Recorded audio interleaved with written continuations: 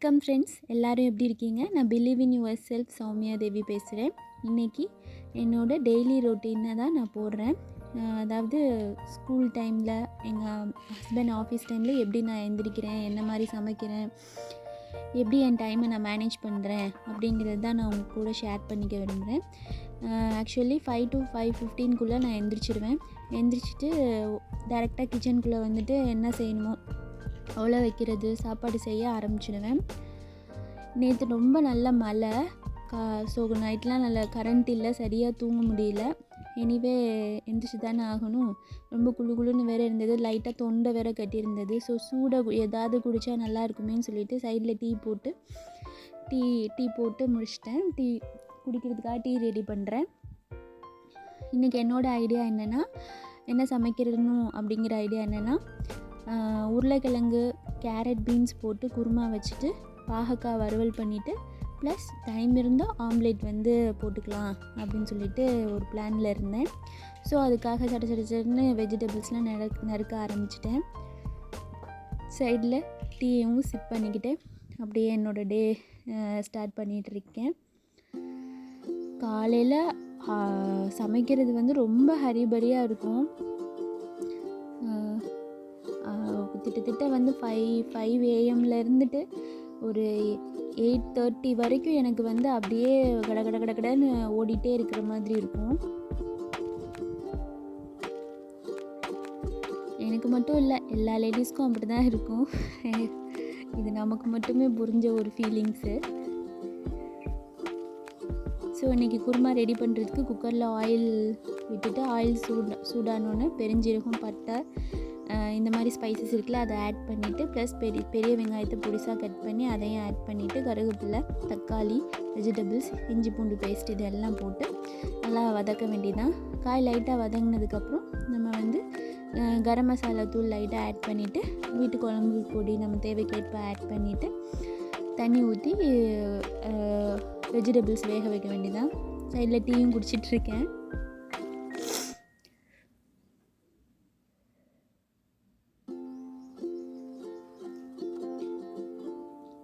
இதில் என்ன ஒரு பிரச்சனைனா, அடிக்கடி குக்கரோட அந்த ஹேண்டில் எனக்கு கலண்டுரும். ஸோ அதை அப்பப்போ டைட் பண்ணிவிட்டு தான் நான் சமைக்க ஆரம்பிப்பேன். விசில் போட்டு மூடி வச்சாச்சு. சாரி, இஞ்சி பூண்டு பேஸ்ட் போட மறந்துட்டேன். ஸோ இப்போ நான் ஆட் பண்ணியிருக்கேன்.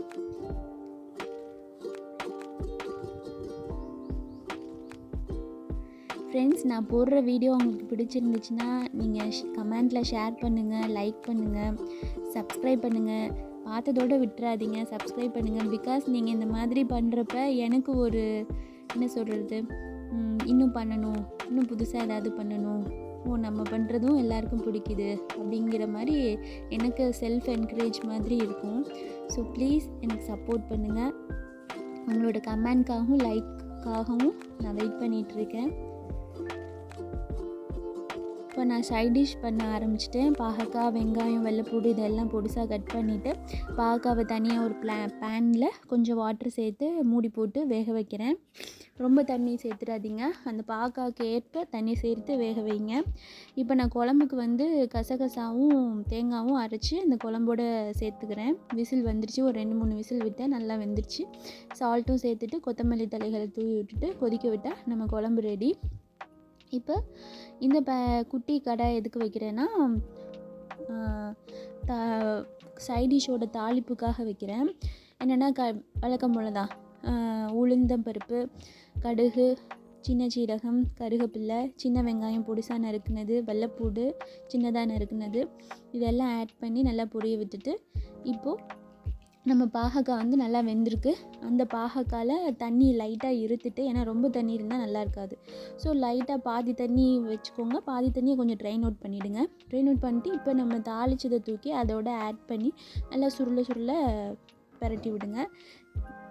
தென் இதில் என்ன செய்யணும்னா, இப்போ நம்ம சால்ட்டும் வீட்டு மிளகா பொடி கொஞ்சமும் சேர்த்து நல்லா பரட்டி விட்டுட்டு அப்படியே கொஞ்சம் இஞ்சட்டும், அந்த எண்ணெயிலையும் இந்த தண்ணியிலையும் கொஞ்சம் இஞ்சட்டும். அதுக்கப்புறம் நம்ம இறக்க போகும்போது கோகோனட் இருக்குல்ல, தேங்காய் திருவல் ஆட் பண்ணி மூடி வச்சுட்டா கொஞ்சம் சிம்மில் வச்சு இறக்குனா நம்மளோட பாகக்காய் வறுவல் ரெடி ஆயிடுச்சு. பாகக்காய் பொரியல், இப்போ நான் என் ஹஸ்பண்ட்க்கு தான் இப்போ ஆம்லேட் போட்டுட்ருக்கேன். லைட்டாக பெப்பரும் உப்பும் அவ்வளோதான். இதை போட்டு டிஃபன் பாக்ஸ் பேக் பண்ணிட வேண்டியதான். அடுத்த வேளை டிஃபன் பாக்ஸ் பேக் பண்ணுறது.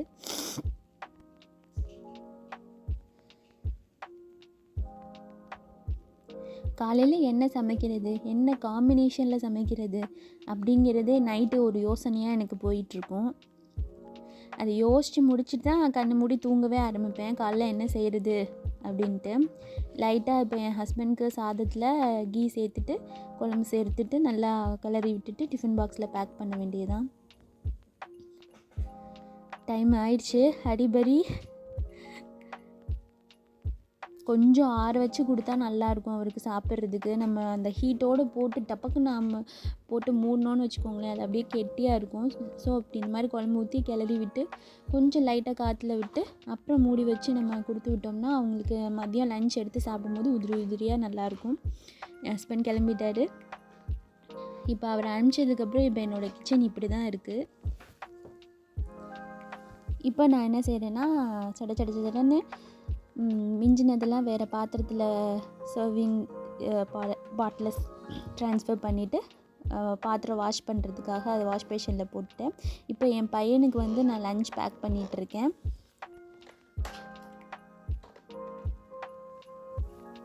ஸோ அவனுக்கு அதே தான். ஆனால் பாக்கா கொடுக்கல. பாக்கா நான் காலையில் ஊட்டி விட்டுருவேன். ஏன்னா ஸ்கூலுக்கு போனால் அவன் சாப்பிட மாட்டான். நான் ஊட்டி விட்டால் தான் சாப்பிடுவான். ஸோ அவனுக்கு வெறும் ஆம்லேட் மட்டும்தான். இப்போ நான் இது வந்து அவனோட ஸ்நாக்ஸ்க்கு ரெடி பண்ணிகிட்ருக்கேன். ஃபிக்கு, கேஷ்யூ நட்ஸு, இந்த மாதிரி ட்ரை ஐட்டம்ஸ்லாம் வந்து ஆட் பண்ணிகிட்ருக்கேன். ட்ரை ஃப்ரூட்ஸ்லாம் ஆட் பண்ணிகிட்ருக்கேன். இப்போ ரெடி ஆகிடுச்சு. அவனோட லஞ்ச் அண்ட் ஸ்நாக்ஸ் ரெடி ஆகிடுச்சு. அதுக்கப்புறம் நான் இப்போ என்ன பண்ணுறேன்னா என்னோடய ஸ்டவ்வை வந்து க்ளீன் பண்ணுறேன். இப்போ எப்படியும் டைம் வந்து அரௌண்ட் ஒரு 6:45 இருக்கும். கண்டிப்பாக 6:45 இருக்கும். இப்போ வந்து நான் இது எல்லாத்தையும் வந்து எப்பயும் போல் தான் இந்த விம் லிக்விட் வச்சுட்டு கிளாஸ் ஸ்டவ்வை வந்து தொடச்சி எடுக்கிறேன், வைப் பண்ணி எடுக்கிறேன்.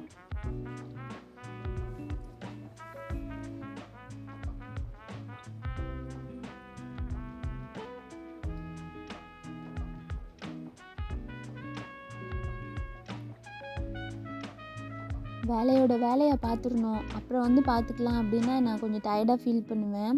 ஏன்னா கொஞ்சம் அப்படி என்ன சொல்கிறது, காலைல வெள்ளனை எந்திரிக்கிறனால நான் கொஞ்சம் டயர்டாக ஃபீல் பண்ணுவேன். அவங்கள கொண்டு போய் பஸ் ஏற்றி விட்டு வந்தோடனே எனக்கு அப்படியே எனர்ஜியே இருக்காது.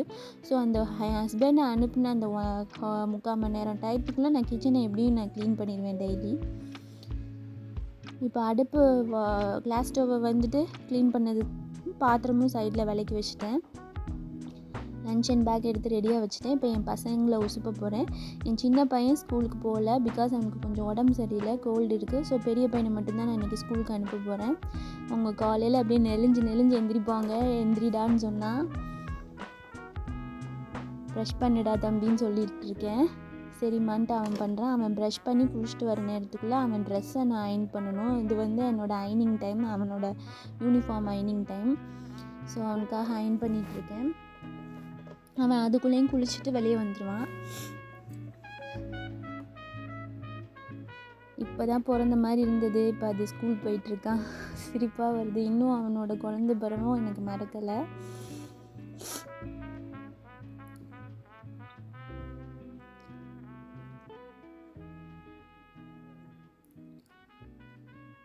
நவதீப் ரொம்ப காம் டைப்பு. எது சொன்னாலும் அப்படியே அமைதியாக லிசன் பண்ணிகிட்டே இருப்பான். பட் ரோஷன் என்னென்னா கொஞ்சம் சுட்டி தான். நவதீப் என்னோட மூத்த பையன், ரோஷன் வந்து என்னோட சின்ன பையன், என்னோட யங்கர் சன். குட்டி பையன் எப்பவுமே ரொம்ப சேட்டை பண்ணுவான், நல்லா கமெண்ட் பண்ணுவான், வாய் பேசுவான். பெரிய பையன் அப்படி கிடையாது, அமைதியாக இருப்பான்.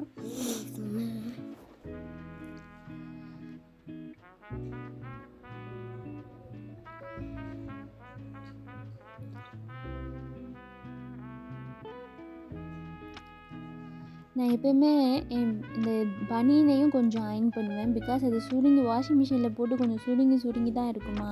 ஸோ அவனுக்கு அப்படியே உள்ளே போட்டால் அப்படியே சுருண்டு இருக்கிற மாதிரி, காலர் சைடெலாம் குத்துற மாதிரி ஃபீல் ஆகுமேன்னு சொல்லிவிட்டு அந்த சைடு உள்ள சுருக்கத்தெல்லாம் அயன் பாக்ஸ் ஆஃப் பண்ணதுக்கப்புறம் லைட்டான சூடு இருக்கும்ல, அந்த சூட்டில் அவனுக்கு சும்மா ஜஸ்ட் அந்த மாதிரி அயன் பண்ணுவேன்.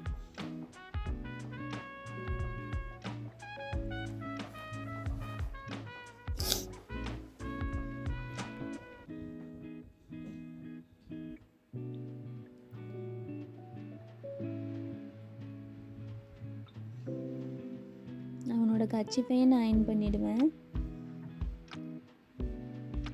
அவ்வளோதான், அயர்னிங் ரெடி. இப்போது பெட்ஷீட்லாம் எடுத்து வைக்கலாம். அவன் இன்னும் குளிச்சுட்டு தான் இருக்கான். ஸோ வந்துட்டு பெட்ஷீட்லாம் நம்ம எடுத்து வச்சிடலாம் அப்படின்னு சொல்லிட்டு அதெல்லாம் எடுத்து வச்சிட்ருக்கேன்.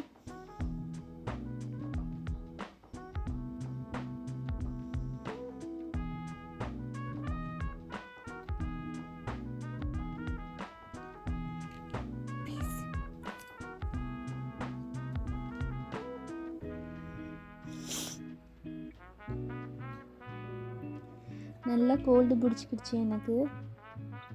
என் பையன்கிட்டேருந்து எனக்கு வந்துடுச்சு. என் குட்டி பையன் தூங்கிட்டு இருக்கான். குட்டி கோண்டா தூங்குது. பெட்டெல்லாம் எடுத்து ஓரம் கட்டியாச்சு. ஸ்கூலுக்கு போகாமல் நல்லா ஜாலியாக தூங்கிட்டு இருக்கு. தூங்கும்போது ரொம்ப க்யூட்டாக இருப்பான். கதை சொல்லுது, ஸ்கூலுக்கு போறியாப்பா அப்படின்னு கேட்டு, போகலம்மா அப்படி சொல்லி கதை சொல்லிகிட்டு இருக்கு என்கிட்ட.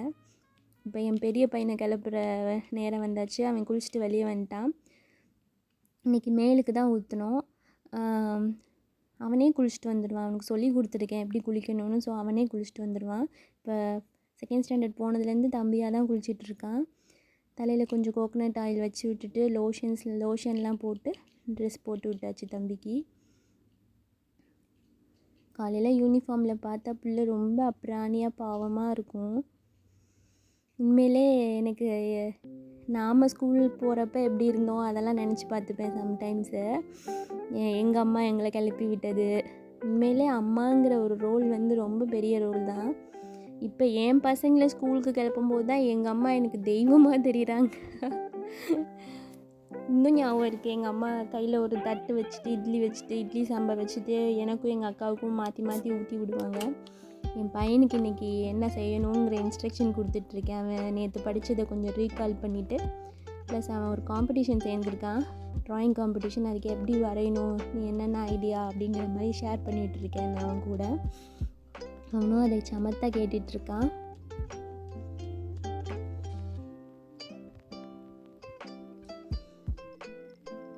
என்னடா சொல்கிறாங்க இவங்க அப்படின்னு பார்த்துட்ருக்கான். அவ்வளோதான், கிளம்பிட்டாங்க. பூஸ்டப் பண்ணியாச்சு இன்றைக்கி. இப்போ வந்து சாப்பாட்டு நேரம் பிரேக்ஃபாஸ்ட் கொடுத்துட்ருக்கேன். அவனுக்கு சாதம் தான் நான் கொடுத்தேன். ஏன்னா அவன் பாவக்காய் சாப்பிட மாட்டான்ல. இந்த சாப்பாடோடு வச்சு நான் பாவக்காய் இன்னைக்கு காலையில் அவனுக்கு ஊட்டிடணும். அதனால் நான் ஊட்டிட்டேன்.